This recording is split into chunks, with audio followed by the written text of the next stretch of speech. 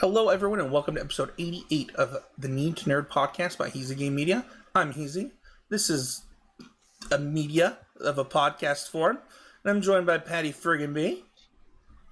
Hey everyone, welcome to our awesome episode today. I'm excited to talk about some Cobra Kai. Dude, you love Cobra Kai. I love it. Yeah, so for this episode, just like our last Cobra Kai episode, there might be a little bit more swearing, a little bit more PG-13 style of episode than you're normally used to, just due to the nature of the content. Even this week, when watching it, I had to turn it off because I was like, I really don't want Maxwell watching this. Even for some of the other stuff that he watches, I think that this one's a little bit more mature, and so especially the vulgarity and the words used and things like that. So Sure. before we get far into it, every season fantasy football you can join the Discord to join our fantasy football season. That link is in the show notes. But I gotta ask, bigger potential get for a team for fantasy this year, Paddy B. Aaron Rodgers to the Jets or DeAndre Hopkins to the Patriots? Well, since the Patriots offense is stagnant, I would say that adding DeAndre Hopkins anywhere that might help whoever's quarterbacking. But Aaron Rodgers to the Jets, there's a lot of fantasy relevant players like Breece Hall, Garrett Wilson, right? Like, yeah, that's why the whole offense. I think that the Patriots offense was short a deep threat. Yeah. And I haven't looked to see what happened with Jacoby Myers, but it'll be interesting to see. I do think it's funny that we were really committed to this Brett Favre arc. It's wild to me, but I think that the bigger get is D-Hop for what it's worth. I think the reason that I say that is not actually as a Patriots fan. It's actually because DeAndre Hopkins looked like a superhero with Kyler Murray throwing to him, and he didn't even know the playbook. And I can't wait to see what they can do with with D-Hop in New England. I mean, who says Mac Jones is going to be your quarterback? I've heard rumors they're trading him to Vegas. I have seen that was rumors also, but do you think that I'd be upset with Zappy? Are you kidding me? No, you're all in for Zappy hour. Dude, I would be stoked. They'd have to convince Brian Hoyer to come back as a backup. Oh, jeez, no. But what else are you supposed to do? It's not like... I think Jimmy G is more likely to go to Vegas. To Vegas, but... Yeah, I could see it. It is interesting that Vegas has said that, I guess, reportedly said that they want Mac Jones. And I don't think the Patriots would be too upset to move on from him after his attitude last year. Well, I think he, there was some stuff I guess that was going on with the coaches, but it's like McDaniels was the one who drafted Mac Jones, right? So, Sure. it's super interesting. Yeah, I mean he was literally a Pro Bowl quarterback under him, so yeah. Other thing, I mean, you're talking about Aaron Rodgers moving. Where do you think Lamar is playing for the Ravens this next year? Understanding. I've never seen this version of a franchise tag before. So most players actually are tagged on this one, right? It's just that it's not often that a team is going to give up 2 first rounders, right, to go get a player on this franchise tag. It's cheaper for the Ravens, and it lets another team, because they can match whatever deal is offered from another team. So wait, I thought this one they couldn't match the deal. No, they can. Yep. Oh. Well. Yeah, so they can match whatever deal. Basically, it lets Lamar go and test the market. The problem is, he can get what he wants. I don't think that Lamar Jackson is getting the Deshaun Watson contract. I don't think that Deshaun Watson should have gotten the Deshaun Watson contract. But I think that the Daniel Jones contract is we're getting way far into fantasy football here. I mean, we're not even in fantasy football anymore. Yeah, I know. But I don't think that we see Lamar Jackson play another down for the Ravens, but I could be wrong. Yeah, kind of feels like that, but it's weird with all these teams just like immediately out on him. If you So, want we'll to, see. if you want to jump in on this type of discussion, head on over to the Discord. The link is in the show notes. No update on the Patreon this week. We had some stuff going on this week, so I didn't get a chance to update it, but we'll get it updated soon. You can go to patreon.com/HeezyGameMedia for that. But Nerf After the Week this week, Patty B. Did you know that Ralph Macchio owns the original Ford Deluxe from the Karate Kid movie? You know, I didn't know that, but it 100% makes sense, right? Like, he's been so integral in, this story, right? It's playing the character through the years that it 100% makes sense that he has the yellow Ford Super Deluxe So, from do you think the one the in movie. season 2 is the one? It has to be. You Yeah. think it is his Yeah. car? Oh yeah. Okay. Oh yeah. I think Come on, that's especially if he owns it, right? you, Like, well, we got to use the car. it's almost like you wonder, like, how did he acquire it? Like, did he get it after the first movie? Did he acquire it later in life? Like, I want to know. Right. Maybe like after sometime. I imagine it's sometime after the first 3 movies. Right? Maybe not after the first movie, right? Because that was Isn't it he only was still used? like Isn't it only was a used in the teenager. first 2? Oh, that's right. Because 3 is in. 3's in Japan. Well, yeah. Even if 3 is in Japan, like just the just I'm thinking of like the time period, right? Of like when an actor would do something like that. Sure. So I don't know. like Maybe as a maybe kid, it was. I don't know if that was Maybe it was like part of his contract. Like he gets the car. I don't know. right. But yeah, I thought that was an That's cool. interesting little tidbit. We're talking about season 2 today. We've already done an episode of season 1. If you missed that, head on over to the YouTube channel or your podcast feed. Find season 1 of Cobra Kai and our review of that. With that being said, Patty, what is season 2? Yeah, so season 2 of Cobra Kai. After losing to Cobra Kai in season 1, Danny opens up his dojo in earnest. Can Miyagi-Do find other students? Or will a new problem or two arise that could hurt karate in the valley altogether? So, I want to talk about first impressions of this season. And I'll go first. This is a season I totally binge watched, like 100%. My memory of it was not great after I've now seen it 2 more times, but man, did I miss some stuff. And there were certain episodes that like I watched again and I was like, I don't remember that at all. And then some that I was like, I remember this vividly.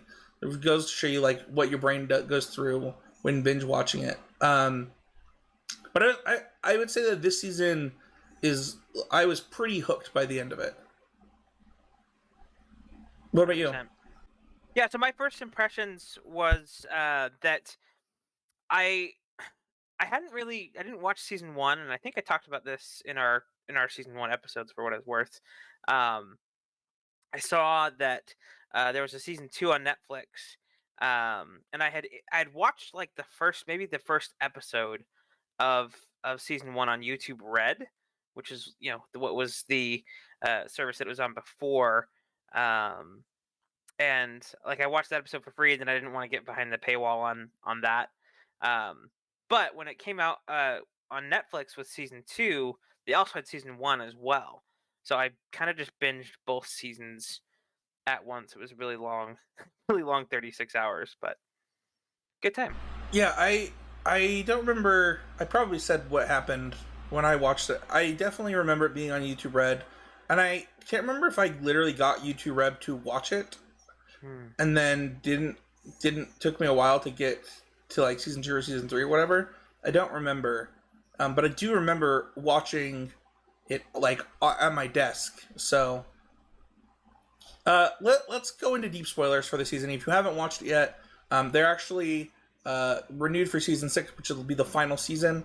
So now's a great time to pick it up. We're gonna have spoilers for season 2 moving forward on this episode. So if you haven't watched it yet, come back to this episode when you're ready. Did you have a date on when season 6 releases? I couldn't find one. Okay. I couldn't find one. Overall impressions, well, just kind of a high level look. Onto what we're reviewing. I really enjoyed this season. This season ends in an interesting way because it picks up kind of where the other season ends, like right off the bat in a lot of ways. Uh, we kind of talked about it at the beginning, but we had just come off the All Valley. Cobra Kai had just won, and there are some hard feelings in a lot of different ways, and I think from different people in different ways. Mm-hmm. And so my overall impressions of like the season is one of a honestly like constant conflict. A lot it's almost like every episode has its own valley and peak, or multiple valleys and peaks. And Sure. I don't know if it's necessarily a problem. We'll get into the things that I do find a problem later, but it is it is almost like the beginning of the show is mirroring Danny, the way that they treated Johnny in the first season. Mm-hmm. Did you get that impression too? Yep, definitely. Yeah, it just it kind of felt like Danny's season. It was just a flip flop. Yeah. So honestly, I really enjoyed it. You know, I don't know if we talked about this during the first season, but like the whole Karate Kid joke from How I Met Your Mother. I'm a huge How I Met Your Mother fan, so like that joke really instilled upon me, and like there's like a whole YouTube video if you watch on like how Danny's like the real bully. Oh yeah. And I actually think it's really good. Like, and it's really interesting to both like this season does a good job of explaining more of Danny's side while also continuing the conversation with Johnny. Um, I don't know. It's really interesting. What about you? What are your kind of your overall impressions of the season? Yeah, it does a really good job and at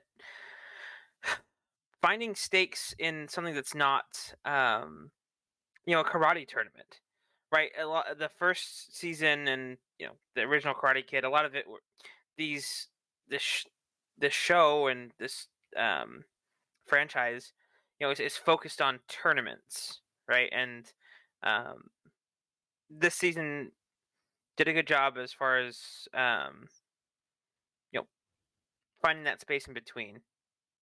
So Yeah, makes a lot of sense. Let's move on to our next segment, which is talking about our favorite characters.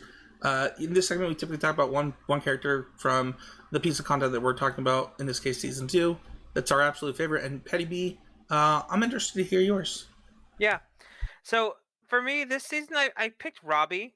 Um, he's all of our characters go through a, a change, a switch in this season. I Robbie has been taken in by the LaRussos, right, and that has a lot of ripple effects for everyone, right? For Johnny, his relationship with Sam, um, and I don't know. He toes that line, and I really like his character this season. The the ending of the show um, Of the is season? or sorry this season. You're right. Um, was unexpected to say the least, and I like where it eventually takes his character. Why don't you talk about it? Much spoilers? You can't Yeah. talk about it. So So what do you mean by that? From so I guess that's more of a season 3 where he goes, right? But there's an accident at the end. They're having a big fight at school, and all the tension that's been building up through the season between the two factions. Like that's something with this. The factions are really set, right? You have folks move over from Cobra Kai to Miyagi Do when they don't like what's going on, um, and I think Robbie has some of the more growth um, in that transition. Um, you know, and keep going. where he ends up, right, because of this accident, he paralyzes Miguel, and Yeah, but that's so now we're getting to season three. Like it ends with Miguel paralyzed, right? Yeah. So this is my question for you, Yeah. and not trying to yuck your yum on your favorite character. Robbie Keeney is my least favorite character this season. I think Okay. he's basically the bad guy of the kids in a lot of different ways, and it's understandable if you like his growth later, but Mhm. like in this season, I was interested to see him as your favorite. Well, yeah, he's the bad guy in this season, but he's not. He's trying to be a good guy, but he's having to deal with all the ramifications of his like bad guy past, right? Like Sure. with the other bullies and stuff, and he's trying to grow Yeah. um Miyagi Do in like with the video of they're trying these different things to grow the dojo, and he wants to change how Mr. Miyagi is um doing it, right? Like you gotta How go the Russo is offensive. doing? Yeah, sorry. Yes, Yeah, you're how good. Mr. LaRusso is um trying to grow it. Sure. So Yeah, I think Robbie. That's an interesting take. Cool. Okay. For me, it's Sam. Sam mhm. Larusso is she's really steady in this season. There's like a couple of moments too where I think it's either episode 1 or 2 of this season where she's trying to see oh my gosh, what's her friend's name? Um, uh Alicia, I think. Alicia. Yeah, where she's trying to see her and she just wants them to go out together and they can't, and like she's very mature about it, and that's a pretty constant I found for her for this season specifically, where her maturity really comes through. Like there's even a moment where Danny's talking to her about breakups and like first loves and like just her whole response and her demeanor. um it definitely feels beyond her age, and I don't know, it's I think you she learned a lot from having friends bully her other friends in season 1, and she legitimately changed from it, and it really comes across in this season. Yeah, I think in season 1 she's a lot of things are happening to her, right? She's kind of just part of the mix, but she's now or not really part of the mix on the outside, kind of having all this stuff going on around her, and then she decides to hop in and actually take part in action this season. So that makes tons of sense. Next up, we talk about our favorite storylines.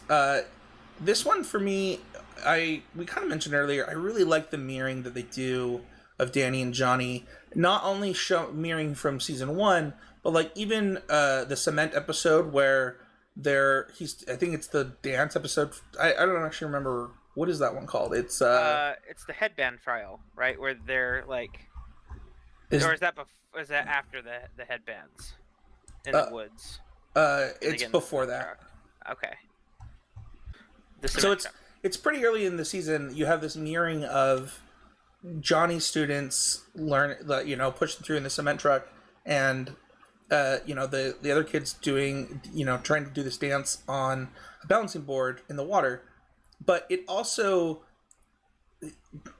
continues to show like Danny having to balance different things and like the struggles that he's going through while trying to do this too, similar to how they were showing Johnny in season 1. So that's like I don't know. I there there's just so little black and white in the world and like so much more gray, and this show does a really good job of showing that gray, and I just really appreciate how they do it with those two characters. Yeah, for sure. And part of what makes the gray um really work is one of my favorite storylines is the end of season 1. We see John Kreese come back into the mix, um this really important figure for both Danny and Johnny, right? And the way that he, well, first off, he doesn't let on what is actually going on in his life. um I guess he's been homeless and um, just kind of saw that Cobra Kai had a resurgence and was making to not find a better word here, slithers his way back in to Cobra Kai, and um, he really instills he brings back that worst part of Cobra Kai, and it causes tension within and outside. I don't have this on my love at the moment, so there's probably not a better time to bring it up than the fact that you just made a Slither joke. Um, the moment where what's his name is talking about his tattoo, and he's just Oh right, staring at when him. when Dimitri goes Oh in yeah, and like Dimitri. gives all his reasons as far like I can't do this. Here are my conditions, and then he So tells this guy that his tattoo is not anatomically correct. yeah, it was a great moment. So And it's he even mentions like your artist. That's it's like that's what it is. It's art. I don't like his writing this season, but that's one of my could be better. let's talk about could be better. Typically, we don't frame these as like this sucked. These are terrible things. Like these are just things that we think are ways to improve this thing that we really enjoy. I'll go first. This is not a really it could be better for this show specifically. It does take place in this season specifically, and I want to mention it. And it's a really common thing where it's like a fix and break cycle that happens within every episode, and it gets really tiring sometimes. And So what's an example? I kind of mentioned this. I kind of mentioned this for what it's worth in season one, with like I thought that the relationship between Miguel and Sam was like too short lived. It was like an episode and a half, or Right. it was actually longer than that when you like do the math, but it doesn't feel that long. And in this, like, you have you have this like great moment where Miguel has like all the trust in the world in Johnny again, and then he walks into Johnny's house and finds a picture of uh, of Robbie. Like, it's like, I don't know why. I just don't know why you have to set up for the next episode negatively every single time. Like, you could set up for the next episode positively. Like, it wouldn't be that hard to have the episode start on a positive note and be like, oh, like, we're going to this party, and like have no negative storylines. Like, I don't know. This was really common in the show Silicon Valley, which I love. But basically, they would fix a problem halfway through the episode, and then another problem would come up at the end of the show that they have to fix the next episode. And it's how this show feels sometimes. Mm-hmm. Gotcha. So what's an example in this show as far as like a? That's what that's what I was saying. That's what I'm saying. Kreese shows up Sure.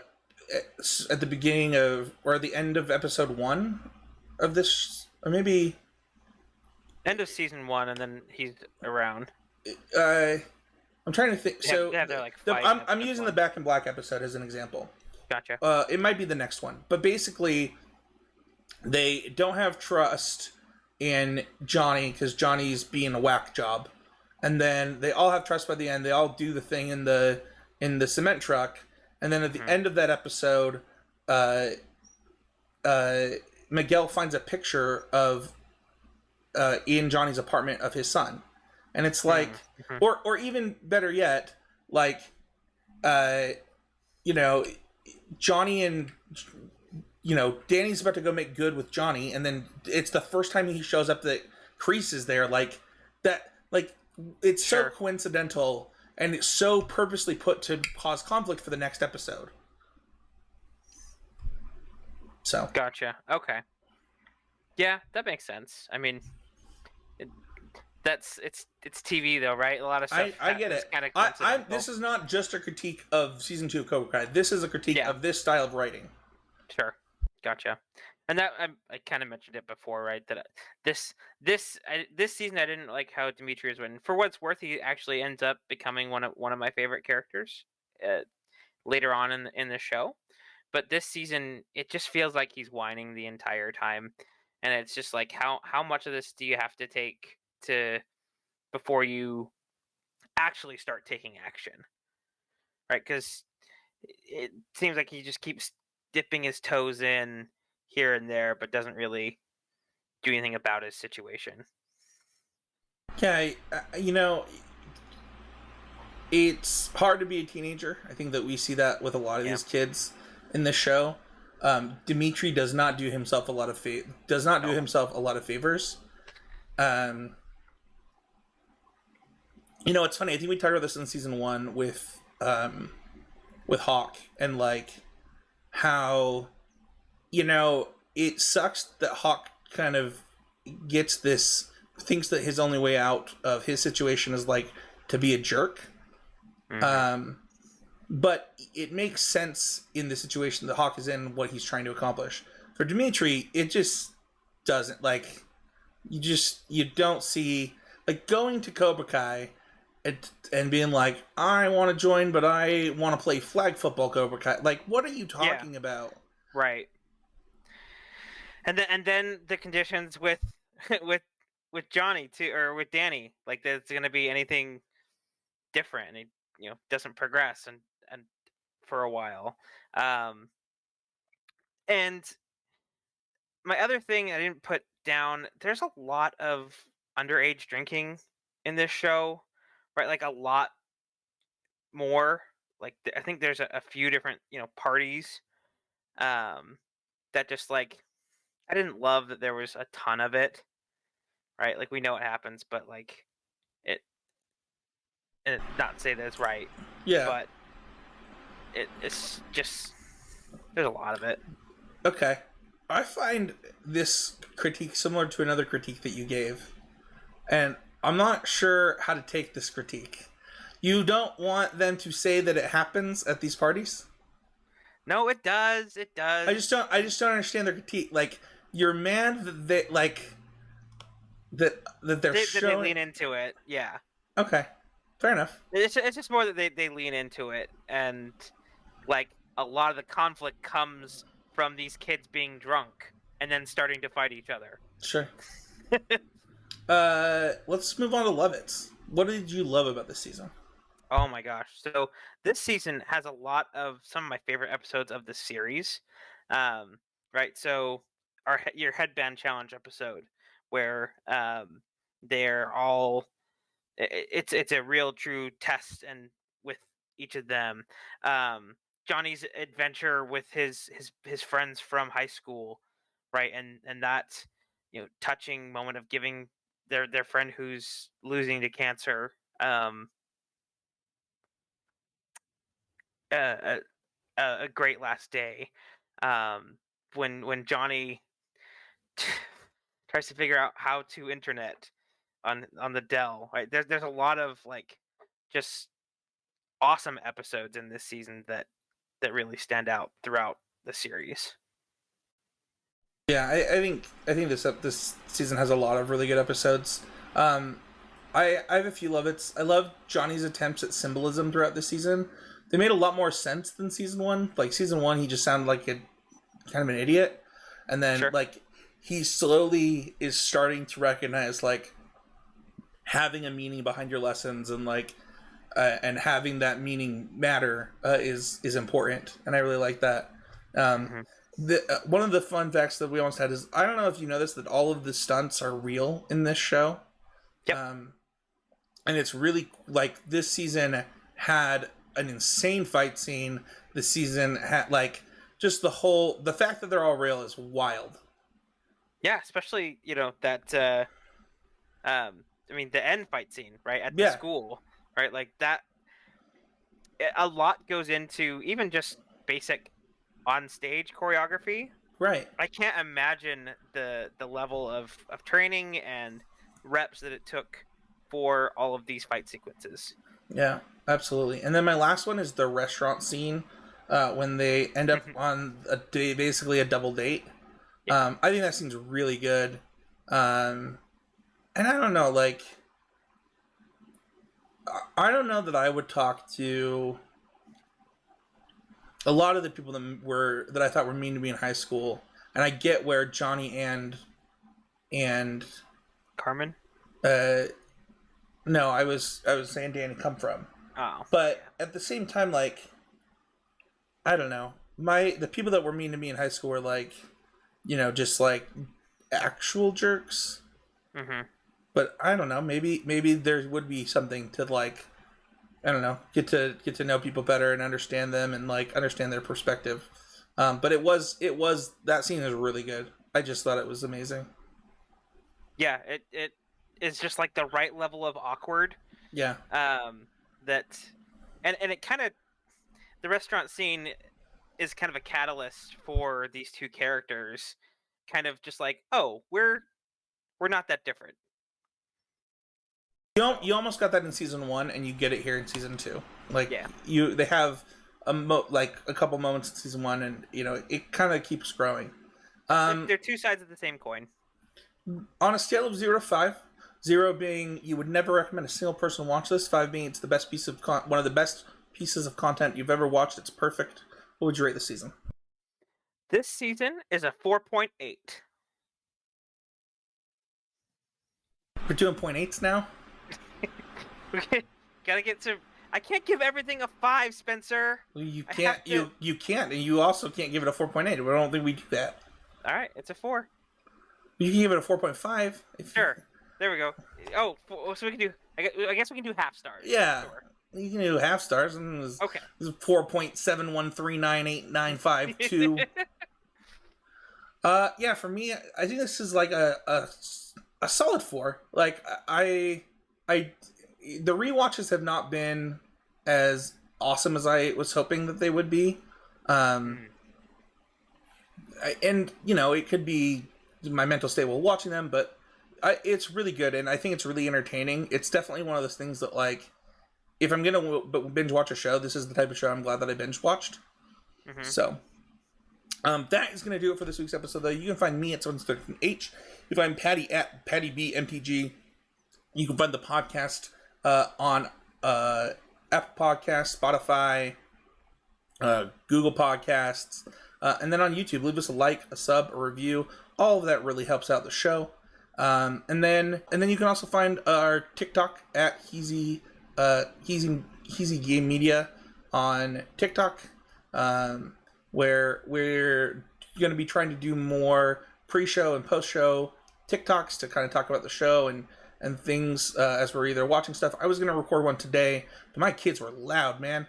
Like they were rough, and I got a almost 20-month-old now, and she is like she just wanted to go somewhere, but all she said is go, and made me put on her socks and shoes. I was like, I will do this, but we're not leaving. So, but where do you want to go? She wanted to go to where Mom was, and Mom was in a meeting somewhere else. Gotcha. But yeah, if you give us a like or a follow there, that's really going to help the show, and we'll get more content on there as well. So, bonus content. All right, thank you everybody so much for listening. We'll see you guys all next time with another episode of the Need to Nerd podcast.